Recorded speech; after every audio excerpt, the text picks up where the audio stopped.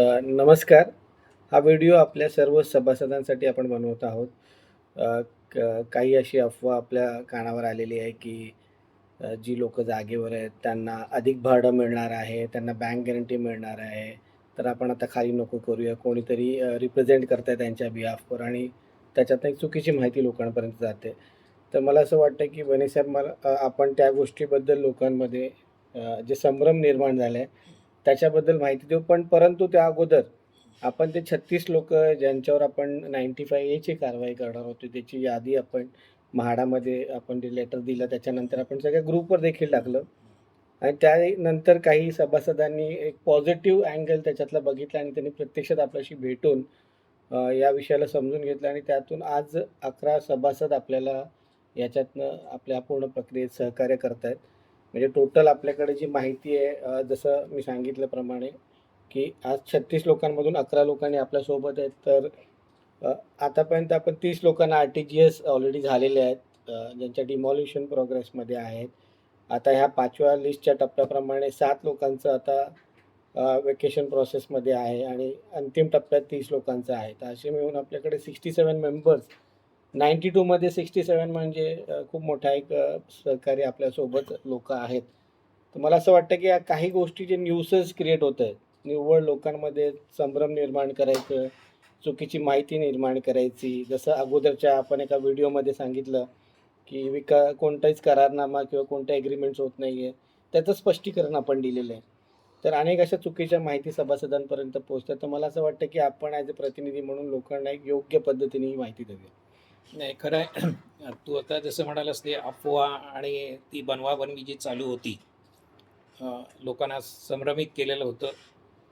मागच्या 2 दिवसापूर्वी जे आपण म्हाडामध्ये 95 ची कारवाई करण्यासाठी लिस्ट दिलं होतं, त्याच्यामध्ये 36 लोकांची नावं होती. पण मागच्या 2 दिवसामध्ये असं काही झालं की ही बनवाबनवी लोकांच्या लक्षात आली. आपल्याकडे लोकं आले. आपण त्यांना सर्व गोष्टी पूर्वीपासून समजवलेल्या होत्या. पुन्हा त्यांना एक्सप्लेन केलं की ही पद्धत, जी प्रक्रिया ती कशी राबवली जाते आणि सुरक्षितता कशी आहे. लीगल डॉक्युमेंट्स त्यांना दाखवली आणि मागच्या 2 दिवसामध्ये 11 लोकांनी, ज्यांची 95 मध्ये नावं आहेत, अशा 11 लोकांनी आपल्याकडे सहमती दर्शवून लेखी आपल्याकडे कळवलं आहे की आम्ही घरं खाली करायला तयार आहोत. ही एक जमेची बाजू आहे. कारण जे थोतांड आहे, जे खोटं आहे, फक्त काही ठराविक लोकांच्या स्वार्थासाठी सगळ्यांना वेठीस धरलं झालं होतं. म्हाडाच्या अधिकाऱ्यांना बसून त्यांच्यासमोर काहीतरी वदवून घेतलं जात होतं आणि फतवे काढले जातं, हे होणार नाही, ते होणार नाही. त्याला आता लोकांनी फाटा दिलेला आहे. लोकांच्या लक्षात गोष्टी आलेल्या आहेत. म्हाडानेही आपली भूमिका स्पष्ट केलेली आहे आणि ह्या लोकांना ती प्रत्यक्ष समजलेली आहे. आम्ही वेगळं काही सांगितलेलं नाही. त्यामुळे लोकांचा जे गैरसमज होते, गैरसमज करून देण्यात आलं. लोकंही आमची लोकं आहेत. त्यांना पूर्वीपासून आम्ही जे काम करतोय, पारदर्शकता आहे आणि आम्ही जेवढे कॉन्फिडंट आहेत, लीगली जी आम्ही बॅटल केलेलं आहे आणि डॉक्युमेंटेशन आपण केलेलं आहे, ते सर्व लोकांना माहिती होतं.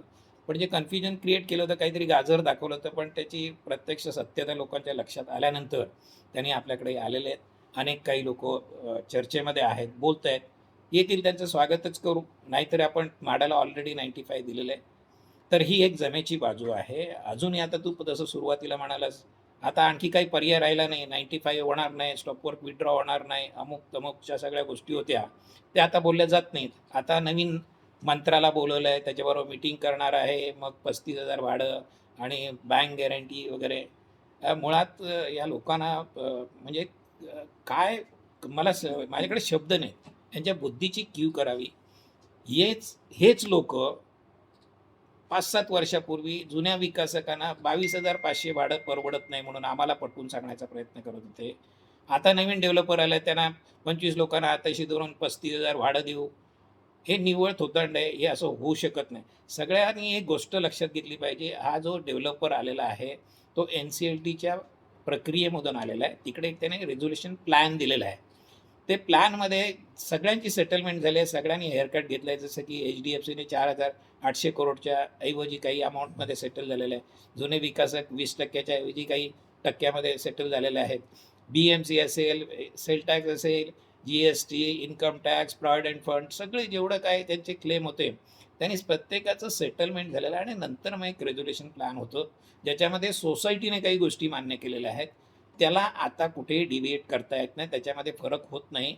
हे एक कायदे जाणणाऱ्याने आणि कायदे मंडळामध्ये बसणाऱ्यांना कळलं पाहिजे. कारण तुम्हाला काही एक्स्ट्रा देऊ केलं तर बाकीचे उभे राहणार तिकडे, आम्हाला का नाही? मग ते सेल्सवाले होम बायर्स आहेत, अमुक तमुक सगळ्या गोष्टी होतात. या गोष्टी समजून घेतल्या पाहिजे. कोर्टामध्ये आम्ही सेटलमेंट डीड फाईल केलं आहे आणि सगळ्या गोष्टी ऑलरेडी निश्चित केलेल्या आहे. त्याच्यावरती सर्वांमध्ये एकमत झालेलं आहे, जनरल बॉडीमध्ये मंजूर झालेलं आहे आणि कोर्टाचं ते शिक्कामोर्तब झालेलं आहे. त्यामुळे कोणाला अशी लहर आली की आपण असं करू आणि तसं करू, हे थोतांड आहे. लोकांना मूर्ख बनवायचं आहे, गाजरं दाखवायची, वेळ काढायचा, या सगळ्या गोष्टी आहे. माझ्या माहितीप्रमाणे कुठलाही मंत्राचा डायरेक्टर आणि कुणी मीटिंगला, आत्ता तर माझ्या माहितीप्रमाणे मीटिंगला येणार आहे की जाणार आहे असं काही नाही आहे. कोण येणार असतील ते नंतर शहानिशा मीटिंग होईल तेव्हा कळेलच आपल्याला. पण हो, मंत्राची एक भूमिका आहे की जे कोणी असतील सगळ्यांना बरोबर घेऊन हा एक प्रोजेक्ट, चांगला प्रोजेक्ट करा. ज्यांचं सहकार्य ज्यांना द्यावं असं वाटतं त्यांचं सहकार्य आम्ही घेणार. त्याच्यामध्ये कुठे हे लोकप्रतिनिधी असतात, यंत्रणा असतात, अथॉरिटीज असतात, त्या सगळ्यांना बरोबर घेऊन हा प्रोजेक्ट करायचा असतो आणि त्यांची ती भूमिका आहे. पण त्याचा बाऊ करून काहीतरी लोकांना गाजर दाखवायचं आणि भूलथापा द्यायच्या, ते चुकीचं आहे. ते असं काही होणार नाही. जे ठरलेलं आहे, जे लिहिलेलं आहे, जे कोर्टात सेटलमेंट डीड फाईल केलं आहे, त्याच्या पलीकडे काहीही होणार नाही, हे निश्चित. धन्यवाद. आणि मला वाटतं जे सभासद हे 11 सभासद जेव्हा आले इथे, त्यांना बाहेर काहीतरी वेगळं जग आणि चुकीच्या पद्धतीने सांगितलं गेलं आणि जेव्हा ते आपल्याशी प्रत्यक्ष भेटले, त्यांनी त्याचं कौतुक देखील केलं की एक चांगल्या पद्धतीने माहिती इथे दिली जाते आणि एकदम ट्रान्सपरंटली आपण विषय त्यांच्यासमोर ठेवतोय. ह्यासाठी पण त्या सभासदांनी आपल्याला ॲप्रिशिएट केलेलं. आम्ही मागच्या व्हिडिओमध्ये सांगितलं तर मला खात्री होती, एक ना दिवस काय म्हणजे जे खोटं आहे ना, आपल्या इकडे मराठीमध्ये म्हण आहे, जे सत्य आहे ना चप्पल करून घराबाहेर पडण्या अगोदर, उंबरट्या बाहेर पडण्या अगोदर खोटं गाव फिरून येतं. तसे हे गाव फिरून सगळं खोटं पसरवलं गेलं होतं. पण शेवटी खोटं ते खोटं असतं, ते लोकांना कळलं. असंही सांगितलं जातं कमिटी अरोगंट आहे, बोलत नाही, अमुक तमुक. मग लोकांना त्या दिवशी आम्ही आवाहन केलं, कुठल्याही परिस्थितीमध्ये तुमच्या शंका असतील येऊन भेटा आणि असंही कुठे तुम्ही गिल्टी फील करू नका. आम्ही तक्रारी केल्या आहेत, तुमच्या सह्या घेतल्या गेल्यात, आम्हाला माहिती आहे. तुम्हाला विषय माहिती नाही आहे, तुमच्या सह्या वापरल्या, हे आज नाही पूर्वीपासून केलं जातं. त्या आमच्या लोकांबद्दल आम्हाला माहिती आहे, हे लोक असे करणार नाहीत, पण त्यांना कुठेतरी डायव्हर्ट केलेलं आहे.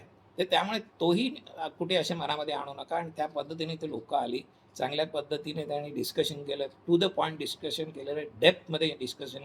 काही लोकांनी, काही तरुण मंडळी आहेत, अभ्यासू आहेत, त्यांनी आपापल्या शंका विचारल्या आणि आम्ही, आमचंही मत आहे, तुम्ही जेवढ्या शंका विचाराल तेवढं आम्ही स्पष्टीकरण देऊ. आम्हाला काही त्याच्यामध्ये काही त्रुटी असतील तर त्याची जाणीव आम्हाला होईल. हे आम्ही करत आलेलो आहोत. पण आम्ही एवढे फुलप्रूफ आहेत की आता शंका ठेवायला कुठेही जागा नाही. त्यामुळे आता जी ही प्रक्रिया आहे, हे काही दिवसामध्ये म्हाडाने आपली भूमिका स्पष्ट केली. मी परत सांगायला नको, जे म्हाडामध्ये ज्यांनी अप्रोच केलं आहे, जे भेटले त्या अधिकाऱ्याने काय सांगितलं सगळ्यांना माहिती आहे. कुणीही म्हाडाचा अधिकारी, आम्ही त्या दिवशी म्हटल्याप्रमाणे, कुठलीही यंत्रणा, कुठला सुज्ञ माणूस हा प्रोजेक्ट आता थांबवावा की त्याच्यावरती काही अडचणी निर्माण कराव्या असं कोणीही विचार करणार नाही. म्हणजे जो करणारा त्याच्या बुद्धीची कीव कराल किंवा त्याची वृत्ती. अशा चांगला प्रोजेक्ट, सुंदर प्रोजेक्ट, एक लोकांना घरभाडं मिळालं पाहिजे. आता लोकांचे प्रश्न आहे की घरभाडं कंटिन्युटीमध्ये गेलं असतं, पण काही लोकांच्या नादानपणामुळे हे आता 2 महिने गॅप झाला. तर ही भाड्याची अट आहे अशी की सगळे खाली केल्याशिवाय पुढे जाणार नाही. मी माझ्या सभासदांना सांगते, थोडा पेशन्स ठेवा, आपलं सगळं सुरळीत होणार आहे. हे 11 लोक आलेत, उद्या 21 येतील. आणि मला माहिती आहे, एक 4 लोक ज्यांचा स्वार्थ आहे आणि एक तो बळीचा बकरा, जो कायम बळीचा बकरा होण्यासाठी जन्माला आलेला आहे. याच्या पलीकडे कोणी थांबणार नाही, एवढी खात्री बाळगा आणि सगळे आपल्याकडे येतील आणि आपलं प्रोजेक्ट सुरू होईल. एक तर तुम्हाला माहिती आहे, आपलं EFची विंग डेमॉलिश झालेलं, लेवल झालेलं आहे. म्हणजे ज्यांनी अनेकांनी छातीठोकपणे सांगितलं होतं की हे कधी होणार नाही, तुटणार नाही, त्याने आधी येऊन प्रत्यक्ष पाहावं. आणि आम्ही पण नेहमी सांगितलं, आम्ही करून दाखवलेलं आहे, नुसतं हवेत बोललेलं नाही. त्यामुळे पुढच्या गोष्टी ज्या आम्ही बोललेल्या आहेत त्या करून दाखवणार. हा प्रोजेक्ट होणार, कुणी किती आडवे येऊ देत, त्या आपल्या सर्वांच्या सहकार्याने आपण त्याला बाजूला करून आपला जो मार्ग आहे तो आपण मोकळा करून घेणार. बरोबर. आणि तसंच तुमचं वारंवार म्हणणं आहे की आम्हाला कारवाई करायला आवडत नाहीये, परंतु तुम्ही ज्या पद्धतीने वागताय किंवा ज्या पद्धतीने आमच्यापर्यंत माहिती देत नाहीये, त्यामुळे आम्हाला एक यंत्रणा म्हणून आम्हाला नाही, ते तुम्ही आमच्याकडे आलात तर समजून घेतलात तर तुम्हाला निश्चित आम्ही काय केलंय, कशा पद्धतीने करतोय, याची माहिती मिळेल आणि तुमचं समाधान होईल. 100% मी सांगतो की जो आला इथे त्याचं समाधान झालेलं आहे आणि त्याने इथे लेटर लिहून दिलं की आम्ही प्रोजेक्टला तयार आहे. हीच लोकं जी आता आपल्याकडे आलेत त्यांच्या मनामध्ये किती शंका होत्या, किती त्यांना वेगवेगळं सांगितलं गेलं होतं. पण प्रत्यक्षात पाहिल्यानंतर त्यांचं समाधान झालेलं आहे. त्यामुळे बाकीचे जो कोणी इथे येईल त्याचा निश्चित काही लोकांच्या अडचणी जेन्युइन अडचणी आहेत, घरं मिळत नाही आहेत, शाळेचा प्रॉब्लेम आहे, सगळं आहे. पण आम्ही त्यांना सांगतो बाबा हे प्रॉब्लेम सगळ्यांनी, आम्ही 500 लोकांना प्रॉब्लेम आहेत. आपला एक दिवस महत्त्वाचा आहे. आपला एक दिवस जर एखादा महिना लेट झाला तर आपला प्रोजेक्ट 1 महिन्याने पुढे जाणार आहे. ते आपल्याला परवडणारं नाही. सगळ्यांना आपण लवकरात लवकर घरी जायचं आहे. त्यामुळे आता कुठल्याही अफवांवरती विश्वास ठेवू नका. कुणीही काही सांगितलं तर ते होणार नाही आहे. प्रोजेक्ट होणार, ठरल्याप्रमाणे प्रोजेक्ट होणार, त्याच्या पलीकडे काही होणार नाही. फक्त तुमच्या खांद्यावर बंदूक ठेवून काही लोकं स्वार्थ साधण्याचा प्रयत्न करतील, पण त्याच्यामध्ये ते यशस्वी होणार नाही. सेटलमेंट कुठलीही कमिटीच्या बाहेर, लोकांच्या बाहेर कुणी करू इच्छित असतील वैयक्तिक, ती देखील होणार नाही याची खात्री बाळगा. मी पहिला जनरल बॉडीमध्ये सांगितलेलं आहे. याच्यामध्ये कुठल्याही बाबतीमध्ये डिस्क्रिमिनेशन होणार नाही. जे काय होईल ते सगळ्या सभासदांचं एकत्रित होईल. त्याच्या पलीकडे कोणी माईचा लाल, कोण कोणाचा लाडका असेल, दोडका असेल, काहीही होणार. धन्यवाद. मला असं वाटतं की बने साहेबांनी खूप स्पष्टपणे आपल्याला सगळ्यांना माहिती दिलेली आहे. हा व्हिडिओ फक्त तुम्हीच नाही पण तुमच्या कुटुंबातल्या सगळ्या सभासदांपर्यंत पोचवा. कारण ह्या सगळ्यांना कळणं गरजेचं आहे की काय प्रत्यक्षात चाललेलं आहे. मी परत एकदा सांगेन जे लोकं आज 25 लोकं राहिलेले आहेत त्यांनी विचार करावा आणि लवकरात लवकर ऑफिसमध्ये येऊन आपल्याला तुमची सहमती दाखवावी आणि ते 11 जण ज्यांनी आता आपल्याला लिहून दिलेलं आहे त्यांची नावं वगळली जातील 95A च्या कारवाईत. पत्र तर तुम्ही ते बनवताय. देखील आम्ही ते पत्र एकदा म्हाडाला. म्हाडामध्ये सबमिट केल्यानंतर आम्ही सगळ्या ग्रुपवर पब्लिश करू. तर त्या 11 जणांनी निश्चित राहावं की त्यांच्यावर कोणत्याही प्रकारची कारवाई होणार मी आपण नाहीये. ते पत्र म्हाडाला देतोय की या लोकांनी आपल्याकडे येऊन आपल्याला समर्थन ठीक. दिलेलं आहे. घरं खाली करण्याचे लेखी दिलेलं, त्यामुळे त्यांना या कारवाईमधून वगळावं म्हणून आपण पत्र तयार आहे. उद्या म्हाडामध्ये जाईल. एक्नॉलेजमेंट आलं की आपण सर्वांसमोर शेअर करूया. तर अशाच पद्धतीने ज्या वेळी काही माहिती तुमच्यापर्यंत पोहोचवायची असेल तर अशाच एक व्हिडिओजच्या माध्यमातून आपण तुमच्यापर्यंत पोहोचूच. एक मिनिट मी इंटरप्ट करतो. लोकं मला हसू येतं. म्हणजे लोकं फ्रस्ट्रेशन, जे नैराश्य म्हणतो ना आपण, ते कुठल्या लेवलचं आहे. मध्ये कोणीतरी मला सांगितलं की काही लोकं पोलीस स्टेशनला जाणार आहेत.